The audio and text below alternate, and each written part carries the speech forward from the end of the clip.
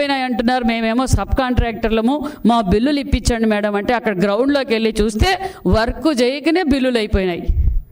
అంతేకాకుండా పులివెందులో తాగునీరు సమస్య, పులివెందులో బీసీ హాస్టల్ కూడా గాలికి వదిలేశారు. బీసీ బిడ్డలు చదువుకునే హాస్టల్ కూడా గాలికి వదిలేశారు. మీరు ఈరోజు రాజకీయాల గురించి, బాధ్యతల గురించి, చట్టాల గురించి మాట్లాడే అర్హతే మీకు లేదు. మీరు ముఖ్యమంత్రి గారి గురించి మాట్లాడతారా? మేము పులివెందుల్లో రివ్యూ పెడితే, మేము కడపలో రివ్యూ మీటింగ్ పెడితే, డిస్టిక్ రివ్యూ మీటింగ్ పెడితే కడపకు రారు. మరి అసెంబ్లీ సాక్షిగా అసెంబ్లీకి రండి, అసెంబ్లీలో చర్చిస్తాం. మేము 5 ఏళ్ళు అసెంబ్లీలో చర్చించలేదా?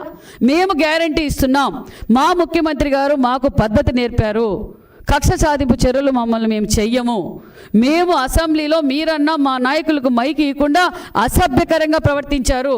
మేము అష్యూరెన్స్ గతంలో ఎలా అసెంబ్లీ నడిపామో కుటుంబ సభ్యులతో అసెంబ్లీ చూడవచ్చు.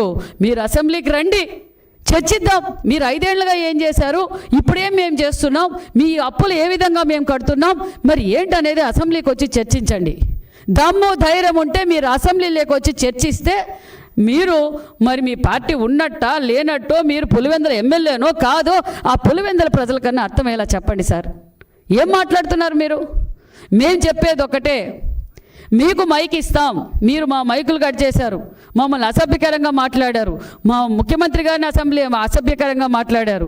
అంతేకాకుండా మా భువనమ్మ గారిని, మహిళను కూడా చూడకుండా అసభ్యకరంగా మీరు మాట్లాడారు. మీరు ఎలాగంటే మహిళలంటే మీకు గౌరవం లేదు. ఎందుకంటే సొంత తల్లిని చెల్లిని, ఇంకొక చెల్లిని, బాబాయ్ కూతురు ఇంకో సునీతమ్మని అందరినీ రోడ్డుకి ఎక్కించి మీరు ఏ విధంగా అసభ్యకరమైన పోస్టులు పెట్టించారంటే, మీకు సొంత తల్లి చెల్లి మీదే మీకు గౌరవం లేనప్పుడు మీకు మహిళలంటే గౌరవం లేదన్న విషయం తెలుసు.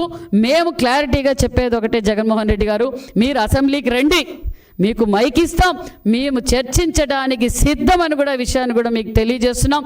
ఎందుకంటే మీకు అర్థం కావడం లేదు. కేంద్రం నుంచి ఏ విధంగా నిధులు వస్తున్నాయి, రాష్ట్రం ఏ విధంగా అభివృద్ధిలో పరుగులు పెడుతుందన్న విషయం మీకు అర్థం కాక, జీర్ణించుకోలేక, ఏం చేయాలో అర్థం కాక, ఈరోజు అదేంటి వంశీ గారు అందగాడు, నాని గారు అందగాడు, ఏంటండి మీరు మాట్లాడుతుండేది? ఇక్కడ అందాల పోటీలు ఏమైనా జరుగుతున్నాయా? 5 ఏళ్లలో జరపాల్సిన అందాల పోటీలు.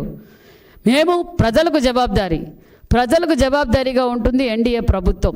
ఒక పక్క పోలవరం పనులు మొదలైనాయి, ఒక పక్క మరి అమరావతి పనులు మొదలైనాయి, ఒక పక్క విశాఖ హక్కు, ఆంధ్రుల హక్కు, ఏదైతే మేము గతంలో మాట చెప్పామో ఆ మాట నిలబెట్టుకున్న ముఖ్యమంత్రి మాన్యశ్రీ ముఖ్యమంత్రి చంద్రబాబు నాయుడు గారు. ఒక పక్క రైల్వే జోన్, ఏ గ్రామాల్లో చూసినా ఒక పక్క పొలం పిలిచింది, ఒక పక్క పొలం పండగ, ఒక పక్క పల్లె పండగ, ఒక పక్క ఉచిత ఇసుక ఇచ్చాం, అన్నా క్యాంటీన్లు ఇచ్చాం, మెగా డిఎస్సి. ఆ రోజు జగన్మోహన్ రెడ్డి గారు ఏం చెప్పారు?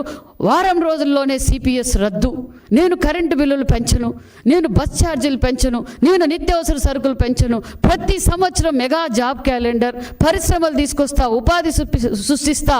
మరి ఎక్కడ పోయినాయండి జగన్మోహన్ రెడ్డి గారు? ఇవన్నీ ఉన్న పరిశ్రమలు పక్కకు పోయినాయి, తరలిపోయినాయి వేరే రాష్ట్రాలు. మీ దెబ్బకు మీ కట్టే ట్యాక్స్ కట్టలేక ఇతర రాష్ట్రాలకు వలసపోయినాయి. ఇవన్నీ ప్రజలు చూడలేదనుకుంటున్నారా?